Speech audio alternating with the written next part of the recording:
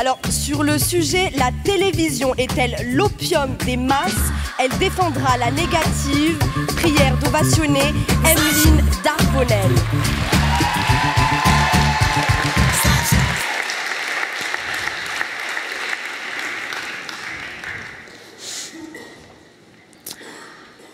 Et sinon, elle est grande et performante, celle de ton copain? Elle mesure combien? Je sais qu'on est à Marseille, mais là, t'exagères quand même. C'est énorme! Et ça va, tu t'y es faite? Comme diraient mes voisines, c'est pas la taille qui compte, c'est le temps qu'on passe dessus. Attendez, on parle bien de la télé, là, on est tous d'accord. Enfin bref, l'autre jour, elles m'ont fait une de ces morales. Oh là là, tout ça, mais c'est beaucoup trop. Mais Lucienne, dis-lui à la petite qu'elle passe trop de temps dessus. Elle est devenue complètement accro. J'ai lu dans un article que quand tu regardes la télé, certaines zones de ton cerveau seront en suractivité et créent des endorphines. Et ça, c'est comme l'opium. Comment ça, c'est quoi l'opium? Voyons Lucienne, ne fais pas l'idiote. C'est du sucre de pavot, de la drogue de plante. Puisque je te dis que la télévision, c'est de l'opium.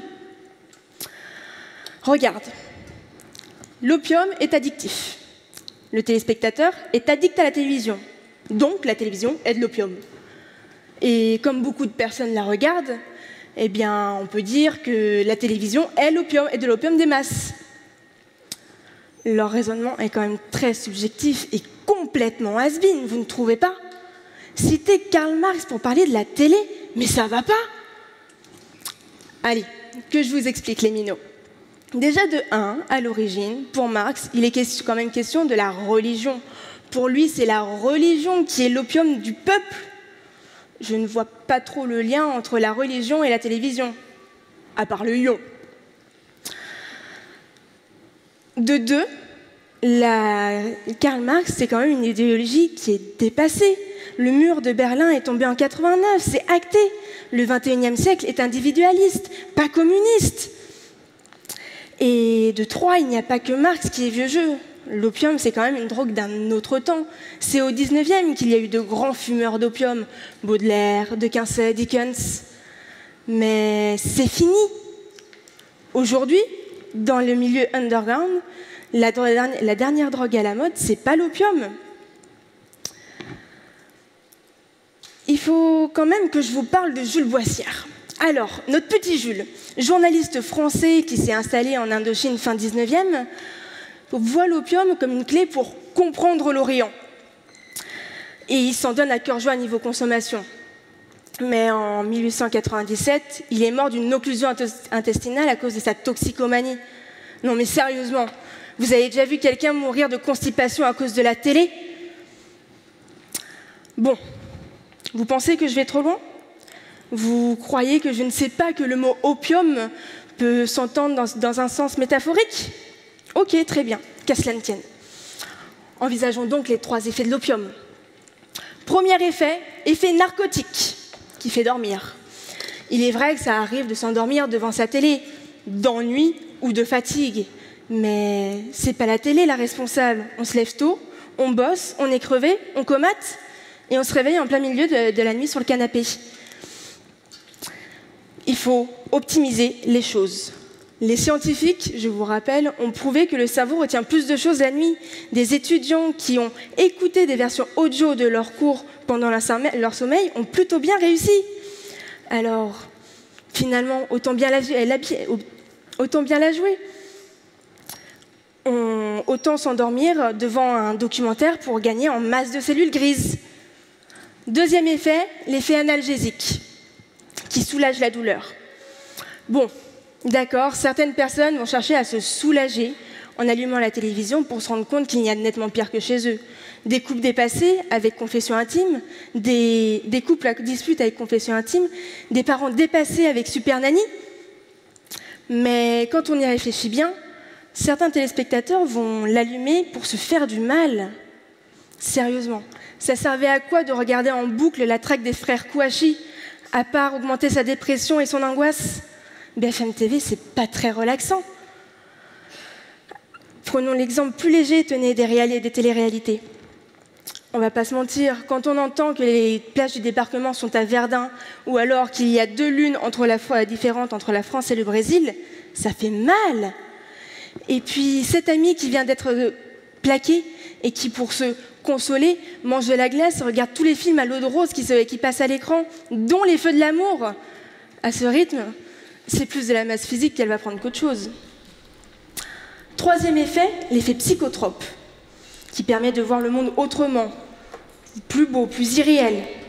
C'est historique. Les artistes opiomanes se basaient sur ce qu'ils ressentaient sous l'emprise de l'opium.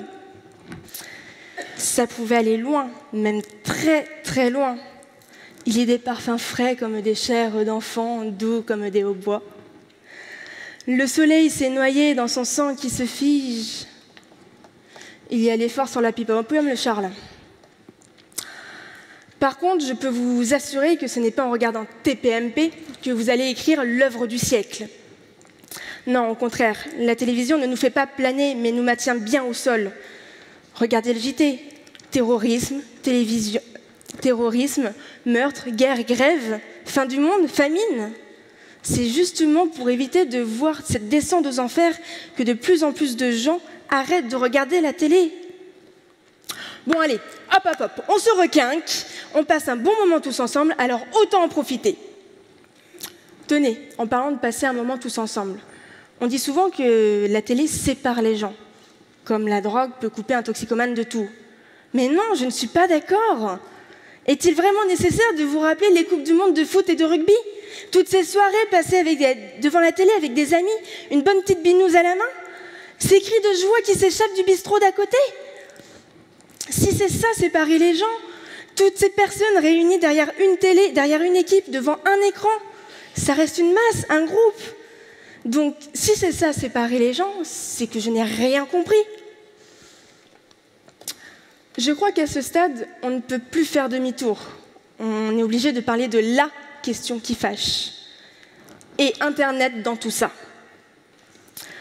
Toutes ces heures passées sur le net à discuter avec des amis, à checker les réseaux sociaux, à avoir plus de followers qu'un tel ou un tel, à suivre telle ou telle célébrité.